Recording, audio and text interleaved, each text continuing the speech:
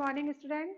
मैं कीर्ति Paroha 12th general English की class में आपका पुनः स्वागत करती हूँ। और बच्चों, जैसा कि प्रीवियस वीडियो में हमने पढ़ा था how to solve unseen passage. Unseen passage जो हैं वो आपके जो सिलेबस पार्ट है उसमें पार्ट ए में है और ये 12 मार्क्स के रहेंगे। और उसके अंतर्गत अनसीन पैसेज को आपको कैसे सॉल्व करना है ये मैंने प्रीवियस वीडियो में आपको बहुत अच्छे से समझाया था। आज मैं आपको 2 अनसीन पैसेज दूंगी और उनके आंसर भी दूंगी, लेकिन उसके पहले आपको इसकी प्रैक्टिस करना है घर पर। तो चलिए बच्चों, शुरू करते हैं अनसीन पैसेज की प्रैक्टिस।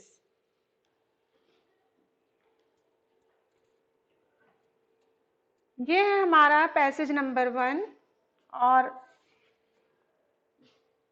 इसको मैं रीड करूंगी। इसके क्वेश्चंस आपको हल करना है और इसके आंसर मैंने आपको इसके बाद नेक्स्ट स्लाइड में दिए हुए हैं। देखते हैं। एजुकेशन इज अ सब system of the wider social system, although it functions autonomously. It has linkage with the economic, political, religious, and other subsystems, which exert a powerful influence on the goals of the educational subsystem. इसमें शिक्षा के बारे में बताया है कि शिक्षा जो है समाज के लिए बहुत उपयोगी है और ये बहुत सारे सब सिस्टम से जुड़ी हुई है जो कि हमारे शैक्षिक उद्देश्यों की पूर्ति में सहायक है। Education can rarely free itself from social and cultural norms and has to relate itself to the needs of society. जो शिक्षा है वो अपने आप को किसी भी प्रकार से सामाजिक और सांस्कृतिक स्तर से अपने आप को मुक्त नहीं कर सकती, क्योंकि ये समाज की आवश्यकताओं की पूर्ति करती है। Due to globalisation and modernisation our society is passing through momentous changes in its value system. वैश्वीकरण और आधुनिकीकरण के कारण हमारी जो समाज सभ्यता है, हमारा जो समाज है वो बहुत ज़्यादा परिवर्तनों से होकर गुजर रहा, जिसमें से इसकी जो सिस्टम की जो कीमत है उस पर भी असर पड़ा है। Value of yesteryears have taken a backseat and materialism, corruption, dishonesty and other negative value have come to the fore. At this junction, all formal and informal agencies of education like family, school and community should realize the explosiveness of the situation. अब यहाँ पे क्या बोला जा रहा है कि आज पुराने समय की जो कीमतें थी, जो मूल्य थे, मानवीय मूल्य, वो सब बैक सीटेड हो गए, मतलब पिछले उसमें चले गए, हाशिए में चले गए। उसकी जगह भौतिकतावाद ने, भ्रष्टाचार ने, बेईमानी ने और बहुत सारी नकारात्मक कीमतों ने, नकारात्मक मूल्यों ने जगह ले ली है। क्यों ले ली? क्योंकि जो शिक्षा की जो संस्थाएं हैं, जो कि औपचारिक और अनौपचारिक संस्था जो है, जैसे कि हमारा परिवार, स्कूल, हमारे यहाँ का समुदाय, कम्युनिटी जो भी है, उसने खुद ही रियलाइज किया है कि आजकल इस सिस्टम में बहुत ही ज्यादा परिवर्तन आ रहा। It is rightly said, values cannot be taught, they are caught.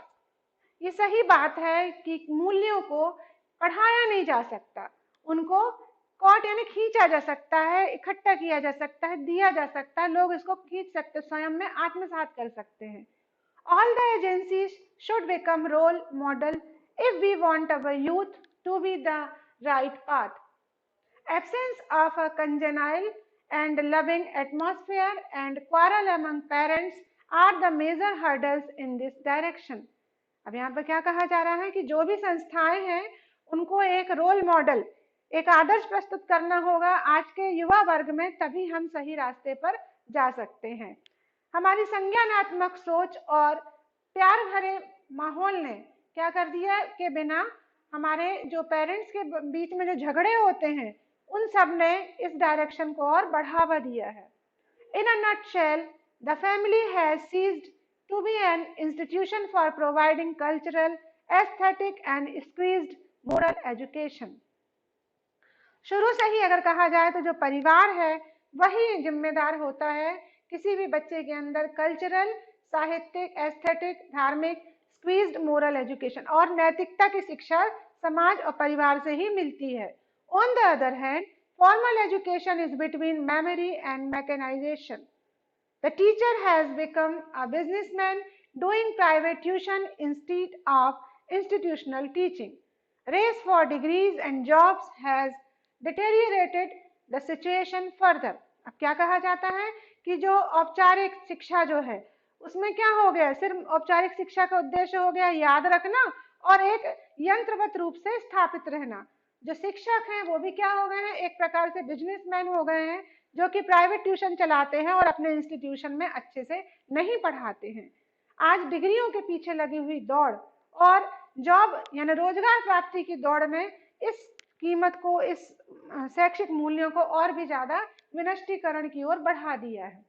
The National Policy of Education 1986 has shown concern on this regard when it says the growing concern over the erosion of essential values and increasing cynicism in society has brought to focus the need for readjustment in the curriculum in order to make education a forceful tool for the cultivation of social and moral values.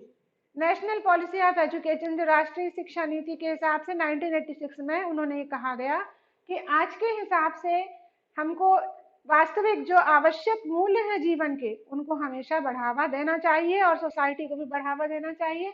और इसके लिए पाठ्यक्रम में इस हेतु सुधार करने की जरूरत है, क्योंकि जो शिक्षा है, एजुकेशन है, वो एक बहुत प्रभावशाली और फोर्सफुल टूल है नए प्रकार से सामाजिक और नैतिक मूल्यों की पुनर्स्थापना के लिए। नेक्स्ट देखें बच्चों, क्योंकि ये high secondary level 12th class का है इसलिए पैसेज थोड़ा बड़ा है और इसके रिलेटेड क्वेश्चन भी थोड़ा सा ट्रिकी रहेंगे।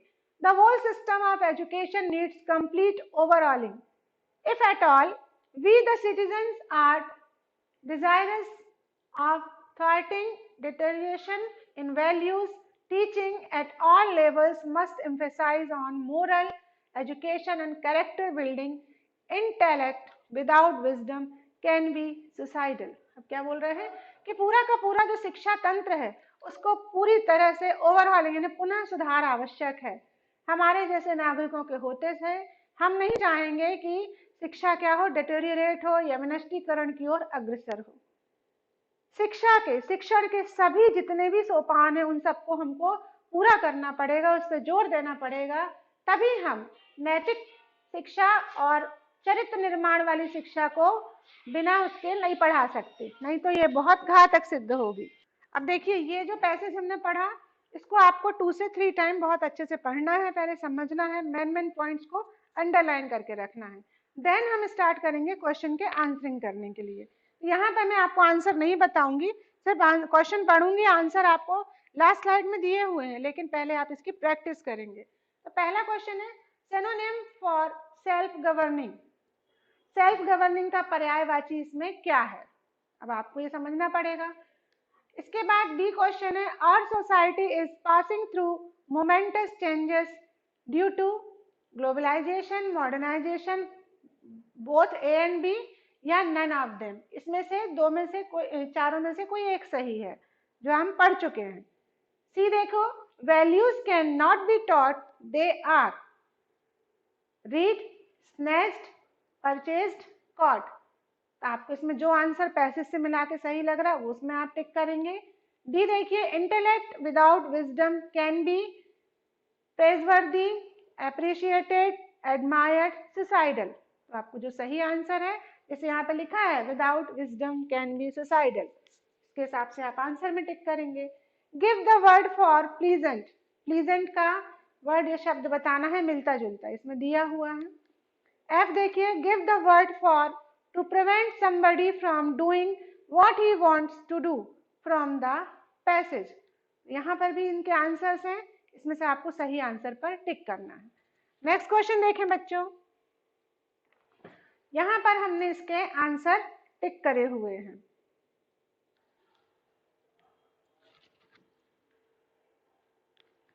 अब चलते हैं हम, गिव अपोजिट ऑफ फोर्सफुली। उसका आंसर लिखेंगे आप। Give the word for appreciation of beauty in nature from the passage, इसका भी आंसर इसमें है। और क्वेश्चंस यहाँ दिए गए हैं, जो क्वेश्चन आपको दो दिए रहेंगे। इसमें है what has happened to formal education, 2 marks का रहेगा। अगेन क्वेश्चन नंबर जे जो है, what are the major obstacle in establishing human values. इन दोनों क्वेश्चंस के आंसर जो कि 2 मार्क्स के हैं, ये आपको आपके पैसेज में मिलेंगे। बच्चों हमेशा शॉर्ट आंसर लिखना नहीं, एक लाइन में आंसर लिख करके मत छोड़ना, क्योंकि आपको ये बहुत अच्छे से नहीं पता होगा कि पूरा आंसर किस शब्दों में कंप्लीट होगा, इसलिए पूरा उस चीज के बारे में कम से कम 2 लाइन आप उस पैसेज से आंसर बनाते हुए आपको लिखना है। अब देखो यहाँ पर पीछे वाली स्लाइड में इसके आंसर दिए हुए हैं, यहाँ ध्यान दीजिए आप, ये बीच में आ गया है आंसर वाली स्लाइड, तो यहाँ ध्यान दीजिए, यहाँ पर पूरे आंसर दिए हुए हैं। अब हम इसके बाद चलते हैं सेकंड पैसेज पे। अगेन फिर से वही, read the following passage carefully and answer the questions given below it. तब हम पैसेज पढ़ेंगे। Life is a struggle, we live in deeds and not in years. If we rest we rust, if we work we shine like jewels. Adventures are the essence of life, but action also entails contemplation. Proper action needs the initiative. Napoleon took the wrong initiative and brought the downfall of France. Proper action is always taken by the wise persons. The wise persons always foreshadow the hardships of for executing a policy. They become passive when they forecast that their efforts are at stake. All great leaders and diplomats take the step keeping in view their proper reputation. अब क्या बोल रहा है, जीवन क्या है, एक संघर्ष है। हम अपने कार्यों से जिंदा रहते हैं, ना कि सालों में जिंदा रहते हैं। लोग सोचते हैं जितना व्यक्ति अपने कालों से दीर्घकालिक जीवन जीता है। इफ वी रेस्ट, यदि हम आराम करते हैं, वी रेस्ट, हमें जंग लग जाएगी। इफ वी वर्क, यदि हम काम करते हैं, वी शाइन लाइक ज्वेल्स, हम किसी एक आभूषण की तरह चमकते हैं। एडवेंचर, जीवन में एडवेंचर्स आना हमारे जीवन का एसेंस है, जीवन का वो खुशबू है हमारे अंदर की। सही तरीके से लिया हुआ निर्णय हर एक चीज को शुरुआत का दौर करता है। नेपोलियन ने गलत शुरुआत की, जिसके कारण वो डाउनफॉल ऑफ फ्रांस के लिए जिम्मेदार था। Proper action is always taken by the wise person. एक बुद्धिमान व्यक्ति हमेशा सही क्रिया करता है, सही एक्शन लेता है। बुद्धिमान व्यक्ति हमेशा हार्डशिप यानी कड़ी मेहनत के बाद ही कोई नीति को तैयार करता है, और वह हमेशा उसी चीज को आगे एफर्ट्स करते हैं ताकि वो आगे उस काम को बढ़ा सके। जितने भी महान लोग हुए हैं, उन सभी ने अपने प्रॉपर एक्शन लिए हैं और प्रॉपर रेपुटेशन बनाई रखी है अपने कार्यों की। We should strike when the iron is hot. अब ये एक प्रोवर्ब है, हमको तभी चोट करना चाहिए जब लोहा गर्म हो। Some persons take the steps haphazardly with the result that they lost the opportunity and thus they are treated as fools. कुछ लोग क्या करते हैं, हड़बड़ाहट में जल्दी से कोई ना कोई एक्शन करते रहते हैं, जिसके कारण वो कैसे मूर्ख समझे जाते हैं। Angels are wise people and are very particular about their action. लोग जो होते हैं अच्छे, वो क्या करते हैं, बहुत बुद्धिमान व्यक्ति पर्टिकुलर एक्शन एक पर्टिकुलर समय पर लेता है। It has been the aim of all philosophers to understand the world. ये सभी जितने महान दार्शनिक हैं, उन्होंने पूरी दुनिया को समझने के लिए यही काम किया है। After understanding, they move very gradually and not like fools who plunge into the situation without. उन्होंने बहुत ग्रेजुअली, बहुत धीरे धीरे क्रमशः आगे अपने स्टेप बनाए, उन मूर्खों की तरह नहीं जो सिचुएशन के बीच में ही कूद पड़ते हैं और काम नहीं कर पाते हैं। Mr. Ayub Khan, under Bhutto's influence, plunged into war with India, inflicting destruction to humanity. Our ex-Prime Minister Lal Bahadur Shastri gauged the situation. He responded to the challenge of Pakistan and won the battle. Fools always meddle with the situation without bringing about any change. but wise person penetrate into the matter and take the appropriate action। अब यहाँ क्या बता रहा है कि जो मूर्ख व्यक्ति होते हैं वो बिना सोचे समझे ही सिचुएशन को बाह्य तौर पे जाने बिना ही उससे निपटने की कोशिश करते हैं, जो कि मिस्टर अयूब खान जो थे, जिन्होंने भुट्टो, पाकिस्तान के जो प्रधानमंत्री भुट्टो थे, उनके इन्फ्लुएंस में आकर, उनके प्रभाव में आकर उन्होंने किससे युद्ध ठान लिया? इंडिया के साथ में किया। लेकिन हमारे जो पूर्व प्रधानमंत्री थे लाल बहादुर शास्त्री जी, उन्होंने उस सिचुएशन को समझा, उनके बारे में पूरी रणनीति बनाई और उसके बाद ही वो पाकिस्तान को उस युद्ध में हरा पाए। मूर्ख जो होते हैं वो हमेशा क्या करते हैं? सिचुएशन के बीच में बिना सोचे समझे एक्शन लेते हैं और परिवर्तन चाहते हैं। लेकिन जो बुद्धिमान होते हैं वो सबसे पहले उस मैटर, जो सिचुएशन है, उसके बीच में पहले झांकते हैं, समझते हैं, उसके बाद उचित निर्णय लेते हैं। तो ये बहुत अच्छा मैसेज है जो कि आपको नैतिक रूप से भी शिक्षित कर रहा है। चलिए देखते हैं इसके क्वेश्चन। पहला, according to the writer, life is easy, life is peaceful, life is struggle, life is precious. क्या है यहाँ पर? तो मुझे लगता है कि हमने पहले पैरा में पढ़ा था life is a struggle. Second देखो, strike the iron when it is hot is a, लोहे पर चोट जब करो जबकि लोहा गर्म हो। ये क्या है? स्लोगन है, पोम है, प्रोवर्ब है या स्टेटमेंट है? तो ये प्रोवर्ब है। सी देखो, some people are treated as fools because, कुछ लोग मूर्खों की तरह माने जाते हैं या उनको ट्रीट किया जाता है। क्यों? they act like philosophers, they act like wise person, they act haphazardly, all of above। मुझे लगता है आपने इसमें पढ़ा है पैसेज में, they act haphazardly। डी देखो, the passage implies that, ये जो पैसेज है ये किस पर होता है? One should act quickly, understanding should proceed action, fools penetrate into the matter, none of these. इसमें से जो आपको सही लगता है आप उसको आंसर करेंगे। ये देखो, noun form of contemplate is, contemplate का नाउन फॉर्म आपको इसमें बताना है, जो है contempt, contemplated, contemplation, contamination. Next question देखते हैं। Opposite of rise is, rise यानी उदय होना, तो उसका अपोजिट वर्ड यानी विरुद्धार्थी शब्द क्या होगा? Set, progress, promotion, downfall. G देखो, verb form of penetration is penetrate, penetrating, penetrative,